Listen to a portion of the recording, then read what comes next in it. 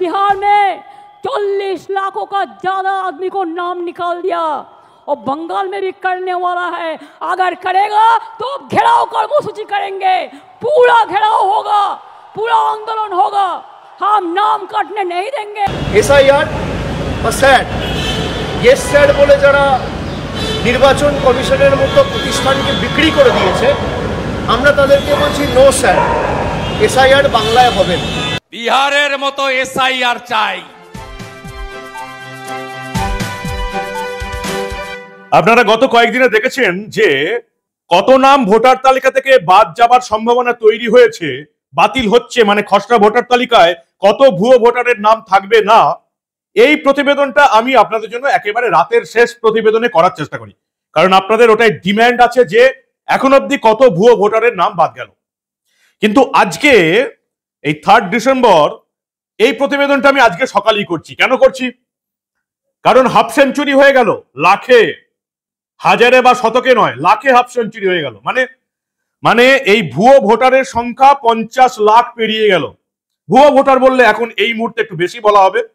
অর্থাৎ এই যে খসড়া ভোটার তালিকা প্রকাশিত হবে, তাতে 2025-এর যে ভোটার তালিকায় যাদের নাম ছিল তার মধ্যে 50 লক্ষ মানুষের নাম থাকছে না। বিজ্ঞান এবং অঙ্ক বলছে আমাদের এখানে এখন 2025-এর ভোটার তালিকা অনুযায়ী যা ভোটার রয়েছে তার প্রায় 1.5 কোটির কাছাকাছি হচ্ছে ভুয়ো ভোটার।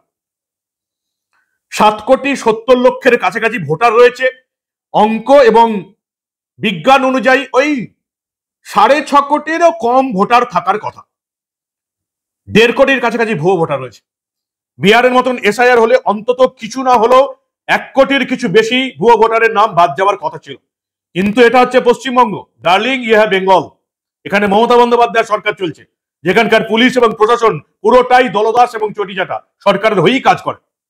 সেখানে অন্তত আমরা আশা করেছিলাম যে অ্যাটলিস্ট 1 কোটির কাছাকাছি তো যাবে, নিদের পক্ষে 75-80 লাখ। কিন্তু দেখা যাচ্ছে যে আনকালেক্টেবল ফর্মস আজকে দুপুর 12টায়, 3রা ডিসেম্বর দুপুর 12টা পর্যন্ত প্রায় 50 লাখের কাছাকাছি দাঁড়িয়েছে। অর্থাৎ এদের ফর্ম সংগ্রহ করা যায়নি। এরা কারা?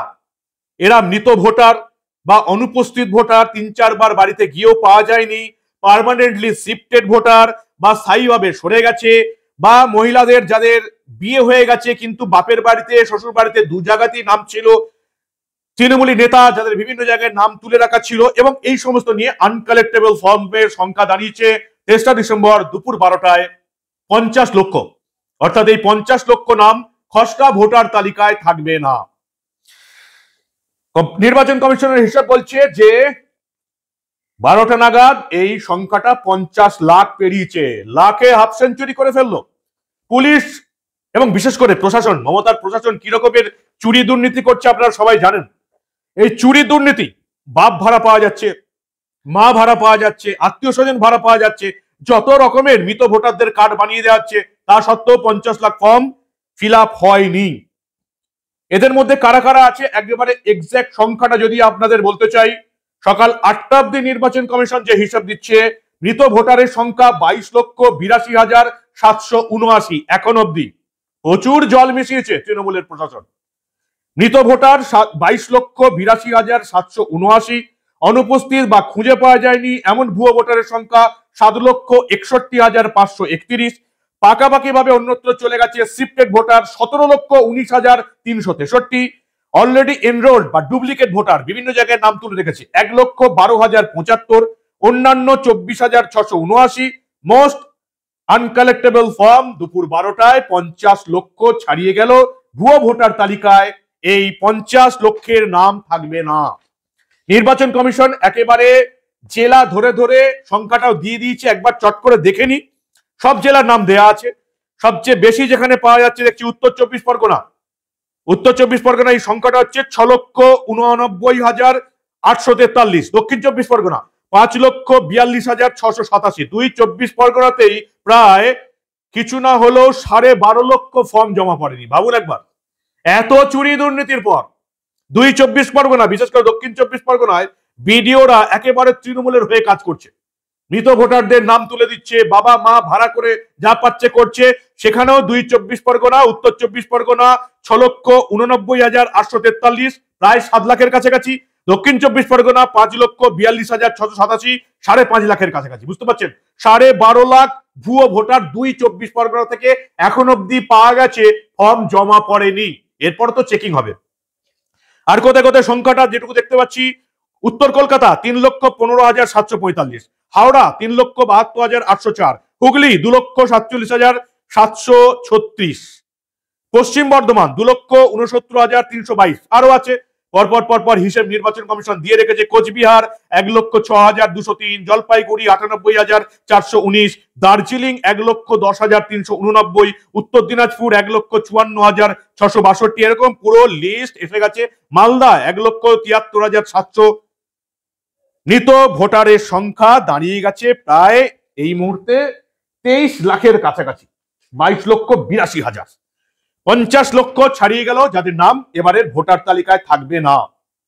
এবং আরো বেশ কিছু স্টেপ নির্বাচন কমিশন নিচ্ছে এআই দ্বারা। পুরোপুরি এই তালিকা যেগুলো জমা পড়ছে ডিজিটালাইজ করা হলো, তাদেরকে এআই দ্বারা এবার চেকিং করা হবে। যে সমস্ত আবাসনে 800-র বেশি ভোটার রয়েছে সেখানে চেক হবে। 6টা জেলা, এদের ডিইও জেলা শাসকদের নতুন করে আবার চেকিং করতে নির্দেশ দেওয়া হয়েছে। 2 চব্বিশ পরগনা, 2 কলকাতা, হাওড়া এবং হুগলি। যে সমস্ত জায়গায় বিডিওরা বিএলওদের চাপ দিয়েছেন, জেলা শাসকরা বিএলওদের চাপ দিয়েছেন, সেসব জায়গায় নতুন করে চেকিং শুরু হবে। চেকিং শুরু হওয়ার পর আমি আপনাদের বলেছিলাম যে 2208টা বুথে নাকি 2025-এর তালিকা অনুযায়ী 1 বছরে কেউ মারা যায়নি, কেউ শিফটেড হয়নি, কোনো মহিলা বিয়ে করে শ্বশুর বাড়িতে নাম তোলেনি। এমন বুথের সংখ্যা ছিল 2208। হইচই করার পর সেটা জেলা শাসকরা কমিয়ে দেখিয়েছে 480-তে। আমি আগেই বলেছিলাম নির্বাচন কমিশনকে, এটা হচ্ছে বেঙ্গল। ভারতবর্ষের বাকি 11টা রাজ্য এবং কেন্দ্রশাসিত অঞ্চলে যে এসআইআর হচ্ছে সেখানে এরকম দুর্নীতি আপনারা দেখতে পাবেন না। এই রাজ্যে আইএএস এবং আইপিএস যারা কেন্দ্রীয় সরকারের কর্মচারী, কেন্দ্রীয় সরকার যাদেরকে মাইনে দেয়, তারা এই রাজ্যে এসে তৃণমূলের দাসত্ব করে। ফলে কয়েকজন জেলা শাসককে যদি জেলে পোড়া না যায়, এই যে বিডিও যারা কাজ করছেন দলদাস হয়ে, কয়েকজন বিডিওকে যদি জেলে পোড়া না যায়, তাহলে এই রাজ্যে একেবারে ঠিকঠাক এসআইআর সম্ভব নয়। তা সত্ত্বেও 50 লাখ ভোটারের নাম খসড়া তালিকায় থাকছে না, 50 লাখ মানুষের নাম খসড়া ভোটার তালিকায় থাকছে না। ঠিকঠাক কাজ হলে কত দাঁড়াতো? ওই আমি যেটা বলেছিলাম 1,25,00,000-এর কাছাকাছি দাঁড়াতো। আপনারা সবাই বুঝে গেছেন এটা। 2208 বুথে নাকি গত 1 বছরে কারো মৃত্যু হয়নি, কেউ শিফটেড হয়নি, কোনো মহিলার বিয়ে হয়নি, শ্বশুর বাড়িতে নাম তোলেনি, বাপের বাড়িতে ভোটার তালিকায় নাম কাটেনি। এমন সংখ্যাটা 2208 ছিল, 2208 থেকে চাপে পড়ে কমে দাঁড়িয়েছে 480। এই সব কটা বুথে এবার, বিশেষ করে দক্ষিণ 24 পরগনা রয়েছে, সব কটা বুথে এবার নির্বাচন কমিশন নতুন করে আবার চেকিং করবে। এমনকি মাত্র একটি ফর্ম ফেরত আসেনি এমন বুথের সংখ্যা 542, 2টি ফর্ম জমা পড়েনি এমন বুথ রয়েছে 420। সব জায়গায় চেকিং চলবে। আরো বেশ কিছু সিদ্ধান্ত নেওয়া হয়েছে। 2002-এর ভোটার তালিকায় যাদের নাম নেই, বাবা ঠাকুরদার নামে ফর্ম ফিল আপ করেছে, বেশিরভাগ জায়গায় হয়েছে এমন বুথ কিন্তু খতিয়ে দেখা হবে। প্রোজেনি ম্যাপিং শুরু হবে। কি এটা প্রোজেনি ম্যাপিংটা কি? সেটা হচ্ছে পুনরায় খতিয়ে দেখা হবে। যেখানে বেশি অনলাইন ফর্ম জমা পড়েছে সেগুলো স্ক্রুটিনির আওতায় আনা হচ্ছে। 2002-এর ভোটার তালিকায় নাম ছিল না, বাবা ঠাকুরদার নাম দিয়ে ফর্ম ফিল আপ করেছে, তাদেরকে খতিয়ে দেখা হবে। আরো বেশ কিছু স্টেপ নেওয়া হচ্ছে। 2002-এ যাদের 60 বছরের বেশি বয়স ছিল, যাদের নাম এখনো 2025-এর তালিকায় রয়ে গেছে, ফর্ম জমা পড়ে গেছে, সেই নাম খতিয়ে দেখা হবে। যে 85 বছরের বেশি, 83, 84, 85 বছরের কাছাকাছি কারা বেঁচে আছে, কারা বেঁচে নেই, 2 নম্বরই হয়েছে কিনা খতিয়ে দেখা হবে। এআই দিয়ে সম্পূর্ণটা পরীক্ষা করা হবে। এমনকি যাদের বাবা মায়ের সঙ্গে ছেলে মেয়েদের বয়স 45 বছরের বেশি, সেগুলো পর্যন্ত চেকিং করা হবে। ফলে জেলা শাসকরা, বিডিওরা, এসডিওরা 2 নম্বরই করার চেষ্টা করলেও পার পাবেন না। 50 লক্ষ ছাড়িয়ে গেছে। আর কতটা দাঁড়ায় এই ভুয়ো ভোটারের তালিকা, সেটাই এখন দেখার। আর গতকাল আরো একটা ইম্পর্টেন্ট ঘটনা ঘটেছে, আমি আপনাদের আগে বলেছি। 25টা এজেন্সির সঙ্গে আগামী 11ই ডিসেম্বর কথা বলবেন রাজ্যের মুখ্য নির্বাচনী আধিকারিক মনোজ আগরওয়াল। ফলে ভোট যে খুব তাড়াতাড়ি হয়েছে, তাড়াতাড়ি হবে। ফেব্রুয়ারিতে আমরা যেটা দেখতে পাচ্ছি যে খসড়া ভোটার তালিকা প্রকাশ হবে এবং তারপরে যে চূড়ান্ত ভোটার তালিকা প্রকাশ হবে 14ই ফেব্রুয়ারি। আশা করা যাচ্ছে 14ই ফেব্রুয়ারি চূড়ান্ত ভোটার তালিকা প্রকাশের পরেই এই রাজ্যে ভোটের নির্বাচনের আদর্শ আচরণবিধি চালু হয়ে যাবে, নির্বাচনী ডেট ঘোষণা হয়ে যাবে। 14ই ফেব্রুয়ারি। হাতে একেবারেই সময় নেই, এই জন্য 25টা এজেন্সির সঙ্গে কথা বলেছিলেন এখানকার সিইও মুখ্য নির্বাচনী আধিকারিক মনোজ আগরওয়াল। এর মধ্যে রাজ্য সরকারের, কেন্দ্রীয় সরকারের অনেকগুলো সংস্থা আছে, রাজ্য সরকারের পুরো পুলিশ ডিপার্টমেন্ট উপর থেকে বসেছেন, ডিজিপির সঙ্গে বসেছে রাজ্যের ডিজি, কলকাতার police commissioner, income tax, central exercise, reserve ব্যাংকের রিজিওনাল ডিরেক্টর, মানে যাতে টাকা পয়সার ঘোটালা না হয়, এক্সাইজ কমিশনার, ট্যাক্সের যারা কর্তা ব্যক্তি আছেন তাদের সঙ্গে, টেলিকমের সঙ্গে, কাস্টমসের সঙ্গে, পোস্টমাস্টারদের সঙ্গে, সিভিল অ্যাভিয়েশনের সঙ্গে, বিভিন্ন 25টা সংস্থার সঙ্গে 11ই ডিসেম্বর বসছেন রাজ্যের মুখ্য নির্বাচনী আধিকারিক মনোজ আগরওয়াল। ফলে পালাবার পথ নেই।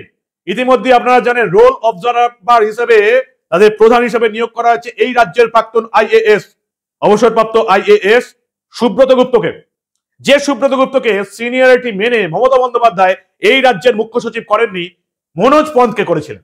যে মমতা বন্দ্যোপাধ্যায়, অভিষেক বন্দ্যোপাধ্যায় চিৎকার করে বলেন বিজেপি বাঙালি বিদ্বেষী, বিজেপি বাংলা বিদ্বেষী, সেই মমতা বন্দ্যোপাধ্যায় সরকার, মমতা বন্দ্যোপাধ্যায় একজন বাঙালি আইএএস সুব্রত গুপ্তকে কিন্তু রাজ্যের মুখ্য সচিব করেননি। তাহলে সবচেয়ে বড় বাঙালি বিদ্বেষীরা কে? এবার বাংলার মানুষকে ঠিক করতে হবে। কি বলবেন আপনারা? 50 লক্ষ তো ছাড়িয়ে গেল, এখনো চেকিং শুরু হয়নি, এখনো পুরো ফর্ম জমা পড়েনি, তাতেই 50 লাখ ভোটার তালিকায় নাম থাকছে না।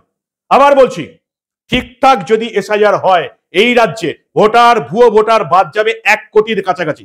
কিন্তু ইতিমধ্যেই দেখতে পেয়েছেন 24 পরগনা ভাইপোর এলাকাতে কিন্তু বদমাইশি শুরু হয়ে গেছে। সেখানকার বিডিওরা সঙ্গ দিচ্ছেন তৃণমূলে।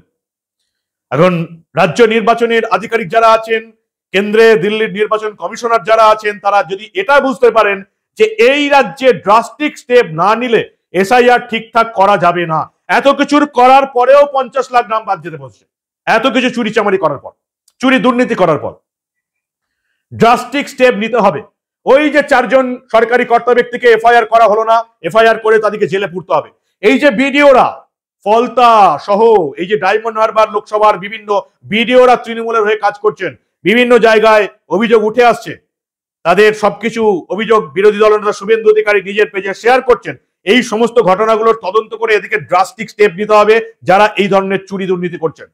2-4 জন ভিডিও, 2 জন জেলা শাসককে জেলের মধ্যে পুরতে পারলেই এই রাজ্যে এসআইআরটাও মোটামুটি ঠিকঠাক ভাবে করা যাবে। কি বলবেন আপনারা? 50 লক্ষ ভুয়ো ভোটারের নাম ভোটার তালিকায় থাকছে না, সবে মাত্র, মানে ফর্ম জমা পড়েনি এমন। এরপরে চেকিং শুরু হওয়ার পর এটা কোথায় দাঁড়াবে সেটা এখন দেখার। কিন্তু ইলেকশন কমিশন যদি সরকারি আধিকারিক যারা এই ধরনের চুরি দুর্নীতি করছে কয়েকজনকে জেলে পুরতে না পারলে 100% এসআইআর এই রাজ্যে সম্ভব নয়। আপনারা কি বলেন? এই রাজ্যে পরিবর্তন চাই। পরিবর্তন না হলে এরকম চুরি দুর্নীতি অনুপ্রবেশকারীদের, আশ্রয়কারীদের সরকারটাকেই দেখতে হবে। আর এরপরে আজকে আবার আছে 32,000 শিক্ষকের চাকরি বাতিলের রায়। যে চাকরি বাতিল করে দিয়েছেন বিচারপতি অভিজিৎ গাঙ্গুলি, কলকাতা হাইকোর্টের ডিভিশন বেঞ্চ কি রায় দেয় সেদিকে আমাদের নজর থাকবে। দেখতে থাকুন দা নিউজ বাংলা। আমরা আবার এই রাজ্যে ঘটে যাওয়া এই ধরনের অনেক ঘটনায় চেপে রাখতে দেব না।